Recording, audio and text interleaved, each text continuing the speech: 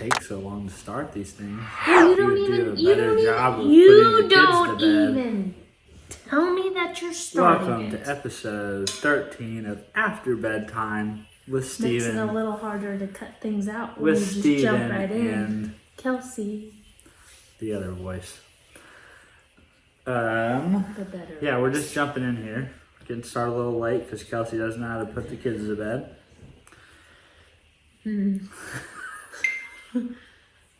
Alright, I got a funny one. I don't think that's a conversation you want to start. I got a funny one to start with a disclaimer. COVID-19 is a very serious illness and situation, and we in no way intend to make light of that. Okay, that disclaimer being said, because everyone's so sensitive on the internet, do you think people are going to gain weight during this thing? People have been making jokes and doing internet memes about it, but I'm going to call it the COVID-15.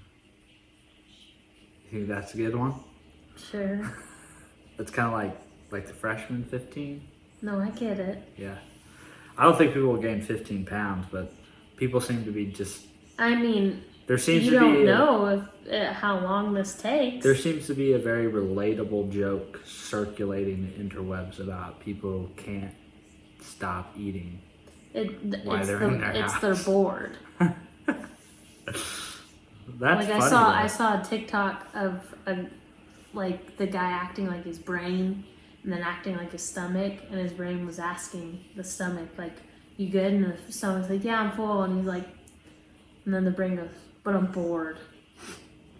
So I think I'm gonna go eat a little bit more. And stomach's like, no, why don't you go read a book? We're good here. We're good. And then the brain throws a whole entire box of Cheez-Its, and the stomach goes, really? The whole box? That's awesome. Yeah, so be safe out there, people. Try to keep the mindless eating to a minimum.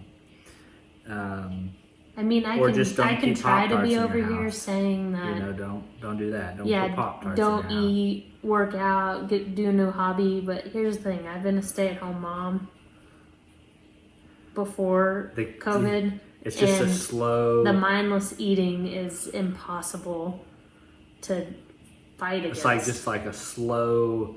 Well, it's like you don't de-evolution into chaos. You don't even realize it's happening until it's happening. That's why they call it mindless eating. And then you're like, oh, I've ate half the bag. All right, so the other COVID-19 thing that's kind of funny that I've seen is people saying that there's going to be a baby boomer generation out of this whole thing. I had this conversation with my mom. So there's mindless eating and then mindless sex. Steven, I had the conversation with my mom that I feel like there's 50-50 here, that there's going to be a baby boom. I do agree with that. But then I also fear that there's going to be a divorce.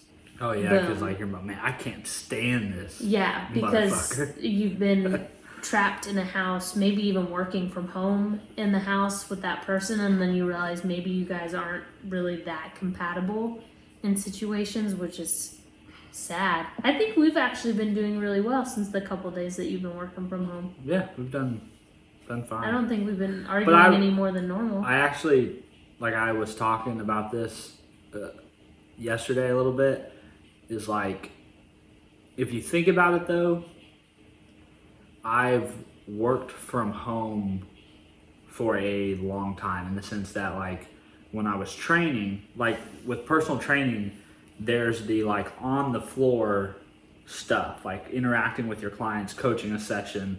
There's that piece of the business, but then on the back end of it, you still have all the behind the scenes work you're doing. So I know, but you've never been at home all day. Not all day, but I would easily do 3 to 4 hours of work in the evenings when I had the gym or when I was working at Powerhouse, and I would easily do 2 or 3 hours of work mid-morning after training morning clients, on top of also I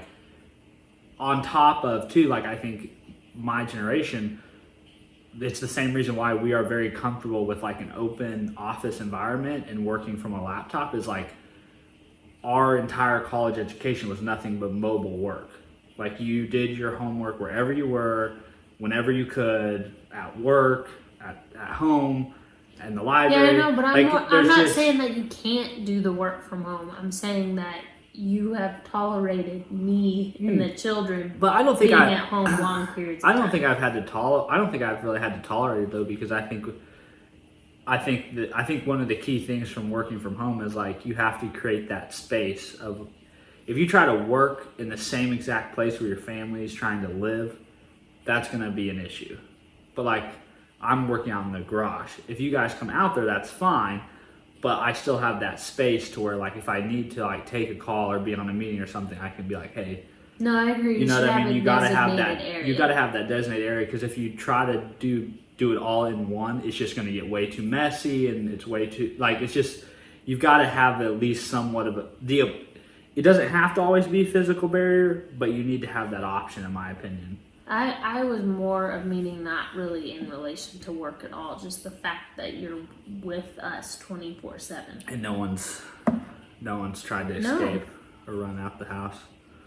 Well, I mean, the children do, because you have the garage door open. On a more positive note, though, well, I mean, those are positive notes, but they were COVID-19 related. On a more positive note, I think one of the things we should do is we should say the things we are most grateful about right now. Just because the world's a little bit in free fall, stock market's rather unpredictable. There's lots of people dying, lots of people getting sick.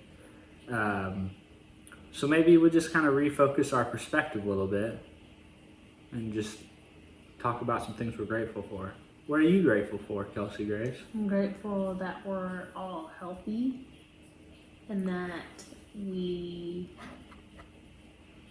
still have a job. That's actually right where those would be my top three. That you get and the kids are healthy, I'm healthy, and at least for the time being, there's still work. Which, I mean, there's always going to be work, but I mean, I don't have to go out and find more work at this point. Yeah. These are just conversation starters. We're getting to the good stuff. And I feel like we are in a pretty good financial standing right now. Just got to keep shoving that cash away. I'm just saying that I feel like we are set up better than even what we would have been in the past. Like if this would have situation would have hit in the past, it would have been a lot scarier of a situation. Yeah, I mean, I think though, I think the best thing to do is to have like 3 years worth of an emergency fund saved. But for most people, that's really hard. Realistic. Yeah, it's really hard. People. It's really hard to accomplish, right? Like especially as early on in our working lives as we are. But at least really what's funny is if I would have controlled my spending habits a lot sooner, we probably would have been set up a lot better. Well, hindsight's 20/20, but because we both made really good money for. I think my goal would be to get to like a 3 month. I think we probably have about a month of emergency funds. I would like to be more like 3 to 6 months. I'm even more conservative, where I would just like to have like 15 years of emergency fund. That doesn't really make sense to have that much cash on hand, but I agree. I think for the vast majority, compared to the average person, or where maybe I was even saying just compared to where we were historically, before. So that gives a little bit of reassurance. Years ago. It gives a little bit of reassurance, but with everything that's happening now, it does make me a little anxious. It's like you see people right now talking about how you should be spending money to stimulate your local economy and keep businesses afloat. Which I see that, but I don't feel like we should be spending any more money of what we spent before. Yeah, in my opinion. No, I know you would say less, but I'm saying I don't feel like we still eat out on rare occasion. But yeah, but I feel like if you're really playing the game right at this point, there is just so much uncertainty in the world at this stage of the game. We don't know at this point. The COVID-19 situation right now is still on the rise. The aftermath and the fallout of it is going to be somewhat unknown. You've got people talking about 30% unemployment, all this stuff. It just seems to me like the best case scenario at this point is if you don't have to spend a dollar, don't spend it and try to hold on to it. Doesn't mean you can't spend it later. It's just try to hold on to it at this point because you don't know if you're going to need that for. No, but you tell that 3-year-old he can't have his Chick-fil-A Oh yeah, sandwiches. Cal doesn't understand. He's like, "Give me the Chick-fil-A now. I'll deal with the consequences." I did have to, later." I did have the whole conversation when you did go get our Chick-fil-A tonight. I did have the whole conversation with him that you go to work and you only get a certain amount of money, and because he was asking about like getting another game, which every other day he's asking to get a new game. Yeah, he likes to buy things now. He's getting into the flow of it. And so I explained this whole thing of how like we spend money for our house and for our food, and so we need to save some of that money so that we can buy the other things that we actually need. And which I know he's 3, he's not gonna actually grasp all of this. But when I explained to him that, he was like, but we already have a house. Why are we have to spend money on a new house? He's getting there. And I was like, and then I had to explain the whole, like, we have how Ron's our landlord and we pay him money and he lets us stay here, and I feel like he semi got it as well as a 3-year-old can get it. He was like, oh, okay, so we'll just make a list on stuff that we want and then maybe buy it later. Put it on the list. And I was like, yes. You guys are really good at making lists. I can't keep up with all your guys' lists. Don't say your guys's. It's not my list. My list is I look at it and it says. My list would be a lot bigger nothing and for longer. Steven. Really? As we're sitting in a room full of tech right now. Well, yeah, I've purchased some expensive things over the years, but yeah, still, my list is short. Everything that we're using right now. It's coming in handy at this point. Just stop making lists. What was I gonna say? That was the best way to explain it to a toddler. I said we can't get it now, but maybe we can get it later, and that we can't be upset when we don't get it right away. We need to be patient. Yeah. Yeah. Do you want to tell them about how he explained to you I'm not a germs? spender, but I live with spenders. Huh? Do you want to explain to them how he was explaining to you germs? Oh yeah. Well, yeah. Cal understands that if you cough on your hands, that puts germs on your hands, and if you touch other people, then they're also yucky. No, if you touch things, they're yucky. Yeah, but he if thinks you touch it's just things, but if you touch people, it's okay. But we explained to him that if you touch people too, it's yucky. What was it? Oh, what I was gonna say is just now is like, this brings up a really good point, a good relationship point, is like, this is another duality of our relationship in the sense that you are naturally a spender and I am naturally, I feel like, a saver. But I feel like we both have compromised a lot. Yes, and that's what I was gonna say is that there tends to be, I think it tends to be difficult. I will say from personal experience, it is difficult for a saver to rationalize the spending of others, right? Because a saver is like, well, we could have just reused that piece of plastic 6 more times and you wouldn't have had to buy that new thing, right? Like that, like kind of reminds me of like David. I know, but you think I do that sort of No, stuff. no, I'm not saying that. I'm just saying based on our natural inclinations.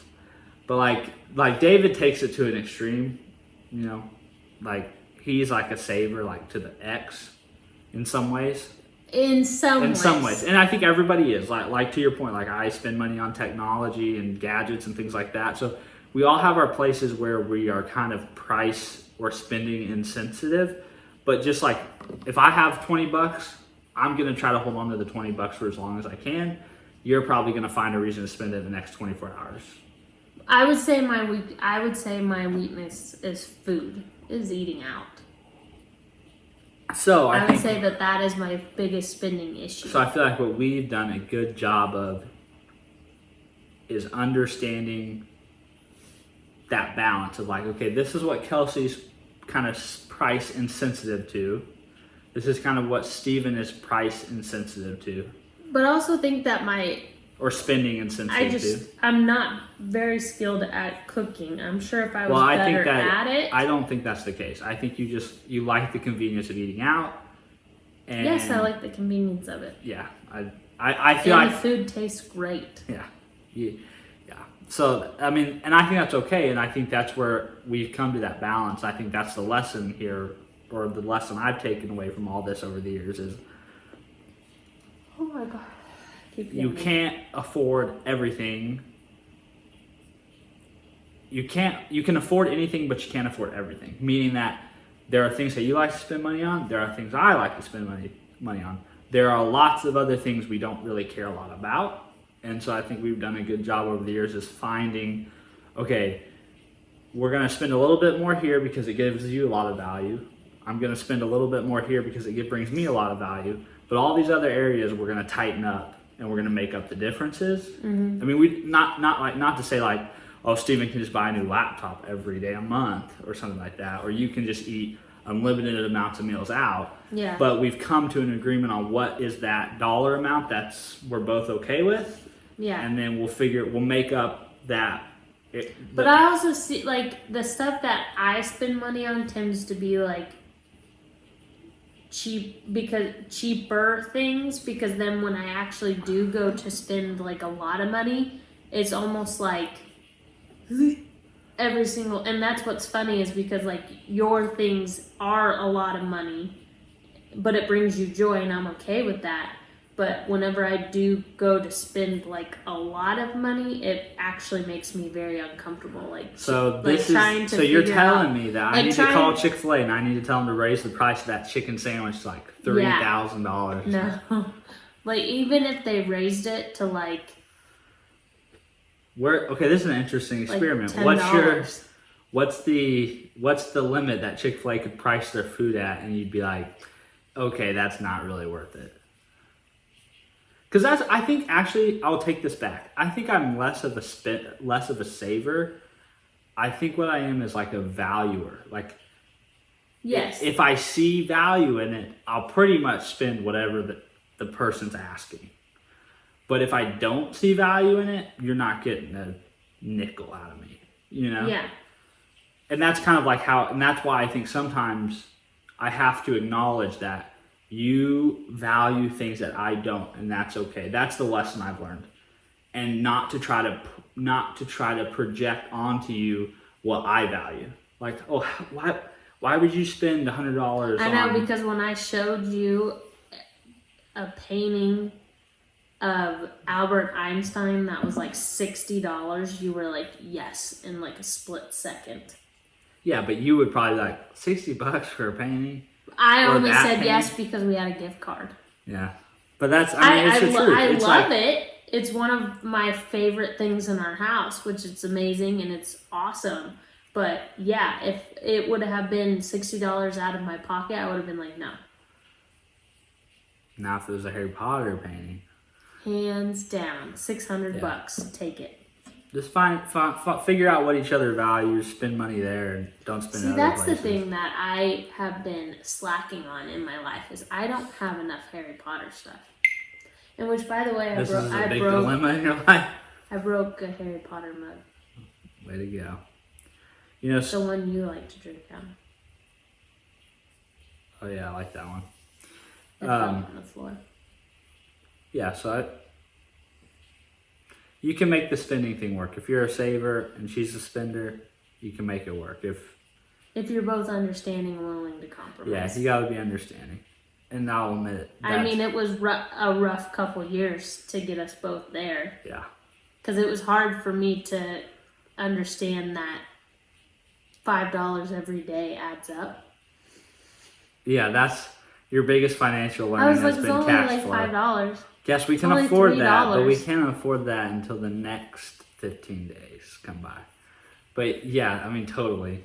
It's just about working together, sticking with it, staying in it, having those conversations, and having understanding when the other one slips up in a situation. Oh yeah, 100%. But I think the that the finances, you have to figure out how to talk about money. and I don't know how it was for you growing up, but I saw my parents struggle with that. They struggled with money, like every family or every household does at times. Money is always, most of us don't make a limited income where money can never be a source of concern. But not only was it a source of concern and stress, they did not communicate well about it and didn't work well together on it. And that added tons more strain to their relationship with each other, with the strain on the household and the family in general. I think that's why it's probably been a big focus for me in our relationship, trying to continually, even though, like you said early on, and even to this day, our conversations about money are not always easy, but they're important that you have them because one, you want to make money something, it's kind of like, it's something I say a lot, but like the world would be a better place if people could learn to talk about money, sex, and death more often. Things would be a lot easier for most adults. And so I think that's why it's important to normalize conversations in your house and in your relationship about money, to get clear on how each of you feel about it, what you think about it, and have a say about where the money's going. And I think that's really important for your kids. Like, our kids are too little to really get that at this point, but to be able to help model for them. Money's okay to talk about. I think Cal is at an age to where we can start talking about money. He can, but I mean, just being able to model that, hey, as an adult, it's okay to talk about money. It's okay to have discussions. Money is not something to communicate, especially with your spouse of all people, or whoever you're in a relationship with, to have those type of conversations. Yeah, I think that's healthy. I actually think that's the number one cited reason. You just talked about like your parents. I didn't really see it a whole lot because I would say a good chunk of my life, my mom was a single mom, so then she never really spoke about it in front of us ever. It's a dictatorship. But then when she did get married, I don't think I ever saw her and Billy talk about. But that, to me, that illustrates a really important thing. If you don't have it just goes back to that thing. It's like so much of your ability so much of what you know as an adult and thing is like what's modeled to you. So it's kind of like, well, if someone's not having those conversations. And I mean, there's even a lot of things that my mom isn't comfortable on communicating. There's even a couple times where I go to start communicating to her about things, or I'll ask her a question, and you can tell on her face that I've made her uncomfortable. So I don't think it's like, well, it's not just individual. I don't think she necessarily feels comfortable to talk about some of that stuff, but I know on my dad's side, which I've said it before, the Graves are just notorious for not. Well, and I think though that's not, I don't think that's also, I think it's less specific to probably less specific to our families. It's probably more representative of like, given that I'm pretty confident that like more than 50% of marriages, the top reason for marriages failing in the U.S. is financial stress. So I think it's more representative of the society at whole, that people are just very shy about money. Money is this very like secret. It's something you whisper about. It's something you only discuss in very private settings amongst very like close knit. Not even you don't even talk about money with like your immediate family. It's the only thing you talk about, like only to yourself and to like your spouse, right? Like that's it. Yeah. Which to me it's almost kind of funny because it's like so much of your world and your life is dictated by that and understanding it. Well, and really I think some people knowing feel like if they make a lot, that it's like some sort of them bragging. Yeah, because we have status and ego wrapped up in it. Yeah, and then I also think that if people feel like they don't make enough, they don't want people to like feel bad for them or like judge them in any sort of way. And what I just said before, like, yes, Graves are notorious for not communicating, but I don't necessarily think that Dad and Andrea don't really communicate about it. I'm sure they communicate about it. It's just it's not a open communication in front of children. Yeah, but again, in my personal belief, it's just I feel like that's something as part of the parenting, part of preparing your children is like such an like. It's, to me, it would be much more important that Cal learn to like understand cash flow and investing and compounding interest and financing and debt. Yeah, than, which than I it find, is for him to understand I mitosis agree. and meiosis. Like if he doesn't understand the difference I between. totally agree, which that's also on the other end of why I've always found it so funny that in high school, and I don't necessarily feel like it's the public school system that should be teaching it, but I only had one class that ever discussed anything. Yeah, I think financial. we all had to take personal finance. Yeah, but it was like one semester. Yeah, it was like our sophomore year. And the only lesson I remember from it is how to keep a checkbook, which is so funny because it's now you don't really need, you don't. Well, it's not really useful, and it's not really useful in today's world with online banking. But it's also not a good way of managing your money. To keep a running balance of your total in your account to make decisions on if you can buy something or not is not a good way to manage your cash flow, because people have bills that are on a recurring basis that are scheduled weeks in advance. So there could be money sitting in this checkbook that you've logged of all transactions that have occurred, but the $200 that you have sitting there is already earmarked to pay the bill that comes out in 3 days. So now I've seen some people keep a checkbook, but removing their bills from that. That would be the way to do it, but it's just kind of one of those things that's like the way they taught you in school. It wasn't just like writing down what you've spent. Like you take out complete. Like I've seen people do that, but not that's a lot. what you should do. But like I remember the lesson in school was just like this is how you write it in your checkbook, and you make a credit and you make the debit and you balance it. I remembered a lot just because the teacher was really, really awesome, and I really, really enjoyed him. Can't remember his name though, but I found him very funny, and so I did remember, I think, more than just the checkbook situation. But I do find that funny that it's like one of the things that's like so important to somebody in just being a human in general is like not really taught. No, yeah. Just the same as you had one health class where they discuss like your health and sex and like all of that type of stuff, and you had it like your freshman year, and then you never talk about it ever again. Yeah, there's lots of things like that. But I think to the point about money, it's like I just think if I could raise our kids to feel comfortable talking about death, sex, and money, I would feel like a very successful parent. If they are comfortable with those aspects of life, if they're comfortable being open and honest about those things and having lots of self-awareness around those things, I would think that they could be very proactive. I want them to know more stuff than just that.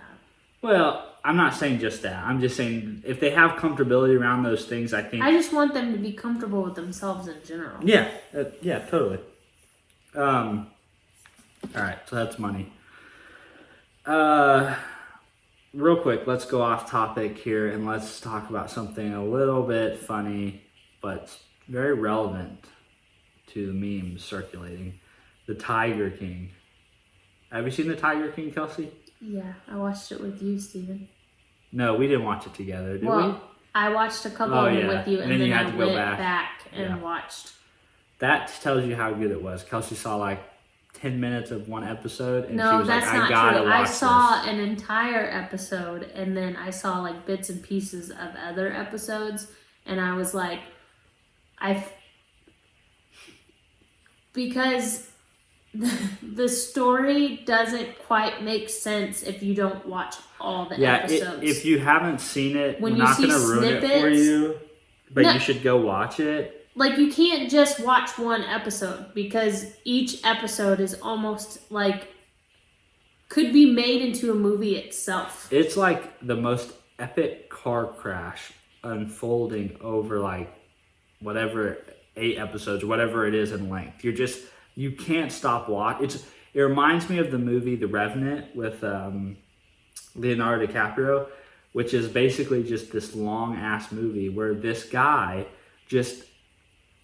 he befalls the most worst things, and every moment you think this cannot get any worse, it gets worse. Like first he gets mauled by a bear, and then he falls off a waterfall. I know what you're talking about, but I don't think and then he gets hunted by Indians, and you're just like, for the love of God, please just let this man die to put him out of his misery, that kind of thing. The Tiger King is like that, but it's crazy. It's more of like the question is, this cannot get any more crazy. Like people don't actually believe there's some people in the world that don't actually believe this is real. No, yeah, it's real though. It is 100% real. What's crazy Joe is that Exotic is 100% yeah, real. these characters are real people, but you will be like there's no way. This is something like this is a character somebody was writing about in Hollywood for a movie, but no, it's a real person, real life person. And what's crazy for us is that it happened. It's right there. Yeah, because we live in Joplin, Missouri, right and this happened like a few hours southwest of us. And not even that. Like I have family. I have family in Oklahoma. I've visited Oklahoma multiple times, and never once did I hear anything about this. Do you think this is an accurate representation of Oklahomans? The movie? Does it depict Oklahomans as no? No, it doesn't. Because I don't like saying like saying all or never. We will always. We won't ruin the movie, but I would say feeds her husband to a tiger. And allegedly. That's all you need to know. You need to go watch this show. Well, I mean, you can't really say she does that because it's never been confirmed. But allegedly. I 100% think she did it. Yeah, that just bizarre. It's taking over the internet right now. Like people, their minds are being blown it's because everything else going on. That this is a type of show that makes you not think about all the other negativity going on in the world. And if you're watching this if you're listening to this for some weird reason way in the future, like 20 years down the road, you must dig up the Tiger King on whatever. Whoever's listening to this, always you must go and find the Tiger King and watch and it. Listen to his records. And his campaign ads. This guy, the man who's the main subject of this documentary series, he tried running for president and made the greatest presidential campaign and gubernatorial. Yeah, you just okay. All right, go watch the Tiger King. So funny.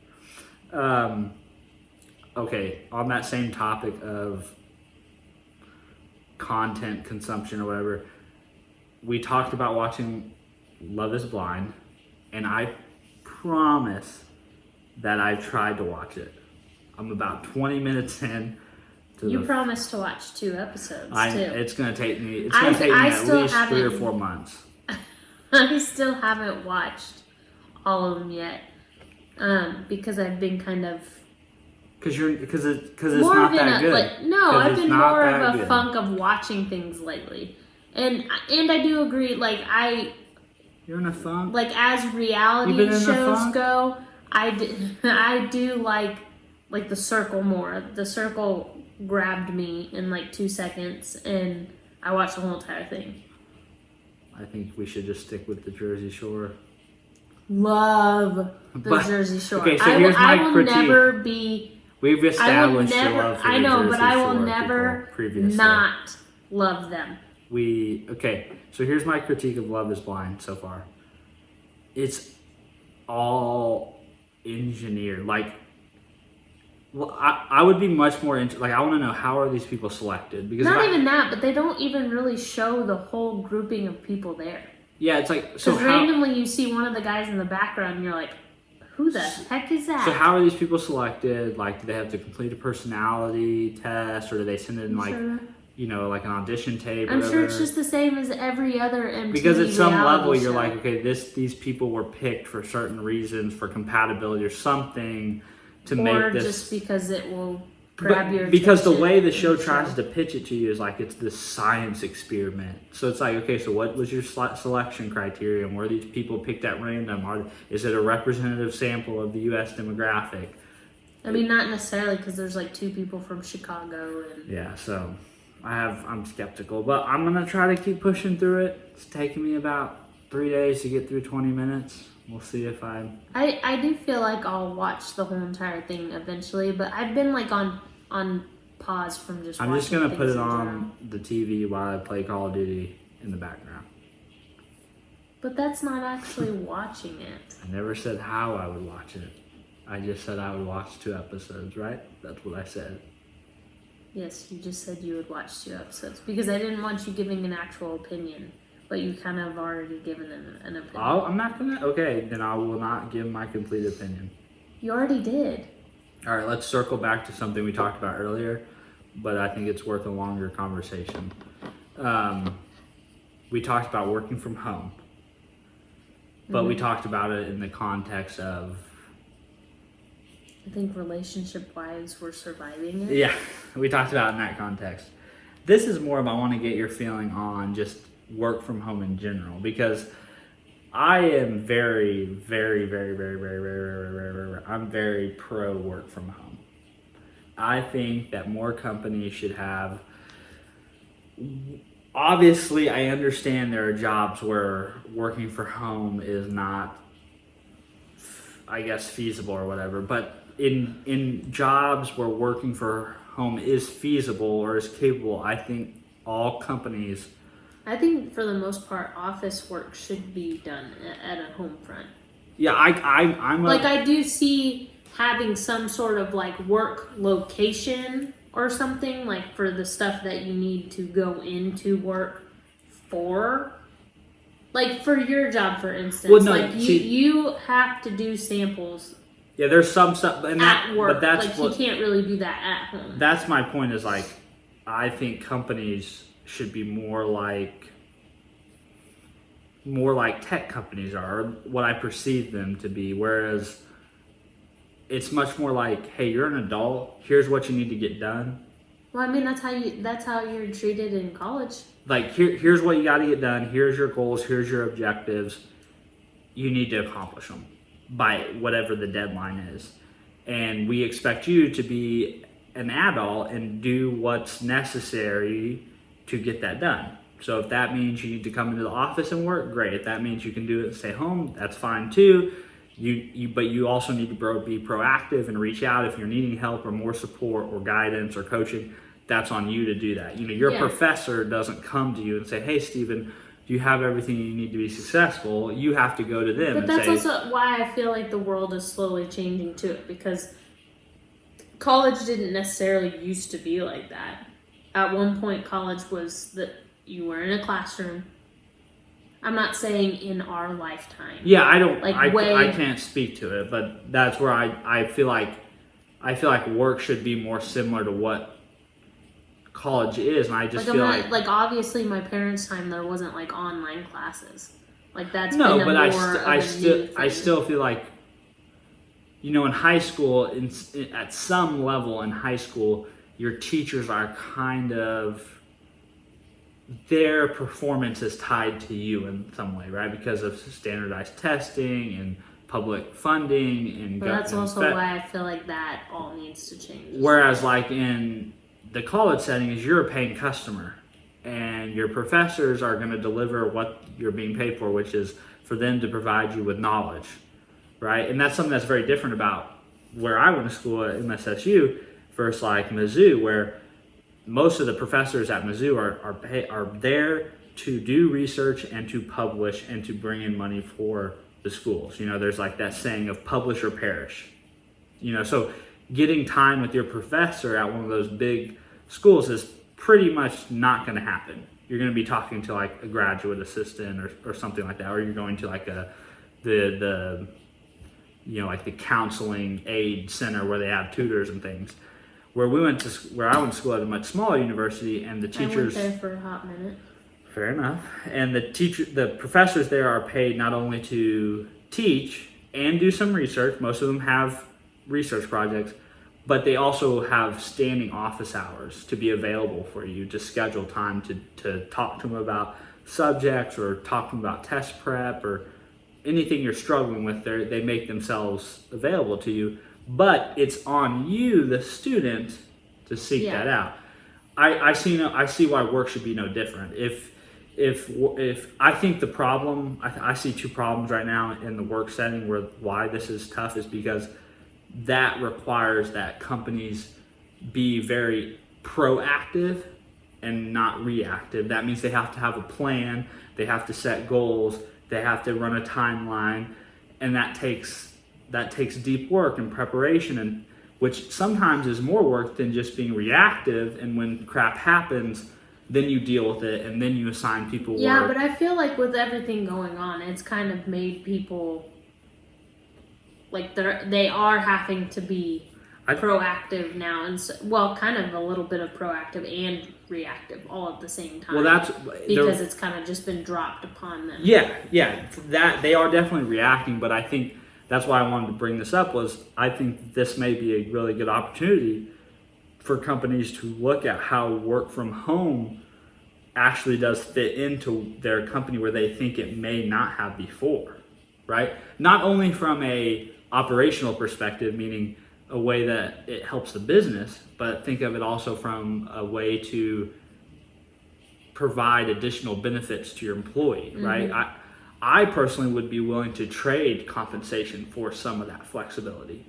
Other people may not, but it's a way to help try to reward your employees and keep incentivizing your employees to want to be a part of your company and contribute to your company by giving them things that they value. You know, some people value really great benefits, and some people value compensation above all else. Some people really like flexibility in their work schedule, and maybe even flexibility in where they do their work.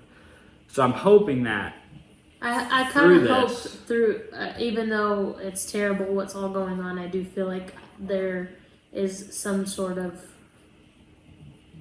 weird bright side in it to show companies that it's possible. And I've even also seen a lot of parents even kind of make a comment on the school front of maybe this could possibly eliminate like snow days, because if the schools have set up Zoom and all that type of stuff, like when they do go ahead and cancel school for bad weather, road conditions and stuff like that, to still hold school on Zoom and not have to like push the kids into like at the end of May through school, like still have the same ending date, and just maybe be able to use this in the future to kind of benefit everyone. Yeah, and to your point, it may be kind of a bright side in a dark situation, but I'm hoping that it shines a light on. I think in our society currently, we're very much stuck on pay for presence models, meaning I even had some college classes that were like that. Yeah, like you have to be in your chair at work regardless of if you're really doing anything for all 8 or 9 hours that you're there, or you have to be at school for 8 hours regardless. Like I've seen some statistics that when they look at how much work is actually done during a school day, it's more like 2 hours. The rest of the time is like I've preamble, instruction, breaks, lunch. But I've also seen like a lot of smaller schools start getting better grades because they've lessened the amount of time that the kids are at schools. Like some of the schools who are struggling more financially and can't really go all week, so they lessen it to like 4 days a week or 3 days a week, and then they put all of that stuff into those days, and they've actually saw their scores increase because the kids had more of a rest period. That would be what I would hope to see, is like let's focus less on the present, the pay for presence, and let's focus less on the how you're getting it done, and let's focus more on like the outcomes. Like who cares if you work 20 hours a week or 60 hours a week? If you get the job done, you get the job done. Just like and done right. Done right. Yeah, but or I should say done ethically. Like I'm not saying that. I think if somebody works better from home, then that person should be allowed to work from home. Yeah. If they do better in that environment, then why wouldn't a company want that? Yeah. And work and school are two different things, so I don't want to confuse them, but I think there's lessons to be learned on both sides here. Is like, to your point, provide the flexibility to working adults. They're adults for a reason. They should understand meeting expectations and having obligations and being accountable. Well, I feel like we would see a less lazy society. Well, I've always thought, like, if you feel like if you don't trust your employee to work when your eyes aren't on them, why would you hire that low? And like, that's what I'm saying. Why is would that you have such low integrity employees? It will weed out the people you actually want working for your company. Now, yes, there is some people in the world that they don't do well from working. That would at be home. that would be your call as an adult to make that call and say, look, Yeah. I get too distracted at work and my performance is not as good, so I need to create an office environment for myself, or I need to go to the office to work. That's cool. Do that. Sure. Great. But then don't. But I also feel like it should be some sort of cost saving for a company too, because if all of your employees can do it at home, then there's really no point of you having an office space in general. There's conference rooms all over Joplin that you can rent out from other places to have a conference room. But also now, like with Zoom, you can have a conference call on Zoom from your home. So I mean, like, I think it's a generational thing, but I'm hoping that it starts to show I'm hoping this whole experience just opens people's eyes to it a little bit more, whether that happens or not. I think the school front's an interesting thing too. I think it's going to open people's eyes to maybe school needs to be shorter, maybe it doesn't need to be as long, maybe it needs to be more interest-led instead of curriculum-driven. I think part of the issue is that it's wrapped into quote-unquote daycare setting.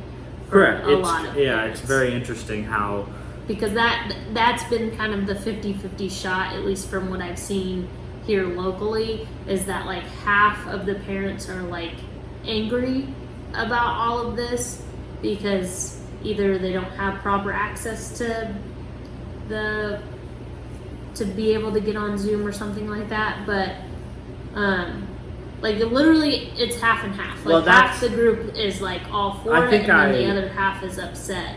I think I told you that was one of the very first observations I had, because I had never worked in a manufacturing setting before my current role, but that was one of the very first observations I had was you would not believe how close an industrial manufacturing environment mimics what you're exposed to in public education. And I think that's, to your point, has two purposes. Compulsory education in the United States is very interestingly, the timing of it links to the Industrial Revolution, when many people were going from having a work life that was very integrated to having a work life that was very segregated, meaning you had 8 hours on shift and 16 hours off. And so I think as a culture, we kind of had to figure out how to move from education that's very individualized, where a family is responsible for educating their kids, or they hire someone to come in and educate their kid, or they pay to send their kid somewhere to be educated. Now we've got to figure a way how to create like a public system to handle all this the fact that all these adults are no longer present at home to take care of that aspect of life. And so then those two things all of a sudden become. Then there also should be a shift in actual community, like the saying, "It takes a village to raise a kid." If you see somebody in the community struggling, well, no, yeah, I agree, but to do that sort. I'm just saying that there's stuff that can become but it's available more for those correct. situations. But it is a structural issue. Yeah. It's not to me, there are issues that are very individualistic, but the fact that you have a reliance on public education to watch your child care is not your fault. That is the way work life has been structured in America. That's what we've decided, is everybody works these shifts and you have to be at work from this time to this time and blah blah blah. I know, but there's like, even at the potential preschool that Cal's going to be going to, they had extended care options. So I feel like, but they have extended care options for one reason. That because you can pay for it. No, because people work shifts that No, run from. and I understand that, but I'm saying that I don't understand why we can't just make that available still. Oh, and you're talking about in this current Like situation. in a school setting, if we shortened the school days or less school days or however they did it, for the people who do need the extended Oh yeah, options, I could see that. why couldn't they just pay for those options, and then the teachers make it as more of like a study hall, or like, you know. No, I totally get that. I just think it's interesting, and then it's interesting that the setting of public education then reinforces your ability to go work an industrial job, because you're taught to follow instructions and do what you're told and take bathroom breaks only when scheduled, and you know what I mean. It's just that mimics so much of what you would experience. I also feel like that's why you see a lot of like outbursts in behavior too, because it's like when you don't allow somebody to be like a human being, they kind of there's like natural pushback. There's a lot of structural flaws, and I think a situation like this that forces us outside of that routine and that structure that we built for 100 years now, 80 years now. A lot of people uncomfortable. You're like, oh my gosh, what do we do? How do we manage this? You know, how do we work at home with our children? Which before you had like everyone was at the house on taking care of things at the house, because that was how you made a living, was growing things and making things yourself, and your family was a part of that, and it was all just kind of intertwined. And I think that's why a lot of people are viewing this whole this whole situation in a different light sometimes, because half of the society's like, how dare this whole situation and how it could inconvenience me, and then the other people are like, hey, you know what, I've realized that I do need to spend more time with my family, and I do need to cherish all of that. I think it's going to actually create a lot of conversation around big structural changes. I've already heard some people in my life make comments of, you know, it kind of made me realize that maybe we don't need childcare, because we can, you know, we've kind of been making it work in the situation that we're in right now. And so I think it kind of is just making people realize that it's possible. I think it's going to make people reevaluate the need for some kind of national paid sick leave. I think there's going to be a push for some kind of governmental program or some kind of law that requires companies to provide X number of days of paid sick leave, which is not something that currently exists, but it does exist. I feel like it should in every single job that's out there, because it's not fair. Because you're gonna have people calling you socialist. I'm not a socialist. No, I'm saying for companies, not necessarily for the government, but for companies to help take care of their people. To do the right thing would be, in my opinion, yes, that would be the right thing. But I think you're going to have people that say it needs to be government mandated. There is people that abuse the situation. There is going to be that. But I think for the most part, a good majority of Americans are just they're just working and doing what they're supposed to do for their life. In a crisis like this, though, this is not just a That's everyday. why everyone's posting. Pay attention to the companies that are taking care of their people. But this is one of those crises that really forces you to reevaluate. Do we want to have Americans? Do we want to, as a society, collectively? Do we want to have the potential to have tons and tons of people without any sort of real safety net? You know, in terms of. I know, but people would argue that is on that person for not having that. Correct, safety. and that would, but again, it at some level affects each of us. We just passed a $2 trillion stimulus bill that at some level, in some way, shape, or form is going to impact every United States citizen, whether you were a prepared citizen or an unprepared citizen. So it's kind of like as a group, we're going to have that conversation. I don't necessarily feel like the government should be the ones that are now. Maybe they're the ones that say yes, companies have to do this, Just the same as how the government should make it clear that price gouging is terrible, and a lot of places are allowing it to happen. I'm a big believer in. I would consider myself to be more conservative leaning on a lot of issues, but I'm a big believer in. I think fathers should get mandatory paternity leave. Yeah, and I feel like maternity leave in general should be longer than a month. Yeah, any kind of I'm a big believer in like paternal leave. Where I was working before I quit, or parental leave, I guess you would say. It's yeah, for either parental leave, and that goes for foster parents. That goes for adoptive, like any parental. There should be some sort of leave. But I think that those are all more conversations that are going to be had now, because you've had this you're going to have this mass influx of unemployed people, mass influx of uninsured people, mass influx of, it's just going to be bad. And I think as a collective society, there's going to be discussion, much more real discussion about, are these things we should really address collectively, like places in Europe have, like Canada has. I mean, there's places in the world that have like paid maternity leave for like a year for a woman. Yeah, it'll be interesting to see. That's huge to have that. I think that's awesome. Why are you looking at me? I don't know. That obviously was not something that was on your mind, but I said it, and now you're like, yeah. No, that riles me up, because I think that should be there, because they're like, where I was working before, I would have only had a month of maternity leave.